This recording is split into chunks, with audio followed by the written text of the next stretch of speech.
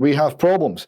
So the New York Times here is reporting, it's a very bad headline, but the headline's actually optimistic when you read further. US deficit pegged at 1.7 trillion, effectively doubled in 2023. And they say, well, actually, if you take student loan effects into effect, it's actually doubled because it's now 2 trillion, and it was 1 trillion in 2022. This is an eye-wateringly high deficit. Now, I just want to explain firstly what this means in terms of what the American government and the Federal Reserve System and the Treasury are trying to do. Right, they are selling debt into the market. I've got a quick calculation here. We've got a 2 trillion deficit. So just to pay for the government as they go along, we need 2 trillion sales of Treasury debt into the market. But we're quantitative tightening. We're trying to undo the quantitative easing from during COVID and the decade preceding COVID.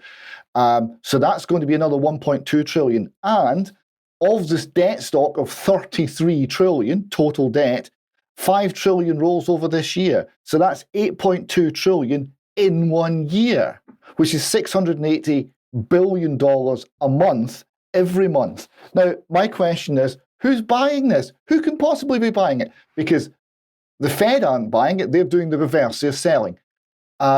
The Chinese aren't buying it. The Japanese aren't. Who's buying this? It just looks to be impossible, certainly at that rate. And the rate is the price, and the price is everything. So just to look at where we are with American finances, American government finances, we have here federal government current expenditures on interest payments. It's a little out of date, but you see it was 900 billion. By now it's over 1 trillion now on interest payments alone. Now, trillions a very large number. What are we comparing that to? We're comparing it to taxation income. So we look at the next graph, we see that. Taxation, oh dear, taxation income is falling.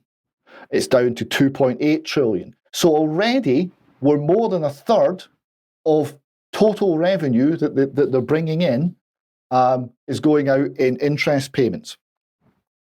And of course, what's the total debt level? If we look at the next chart, we see it's going up faster than ever, apart from during COVID, and it's up at $33 trillion.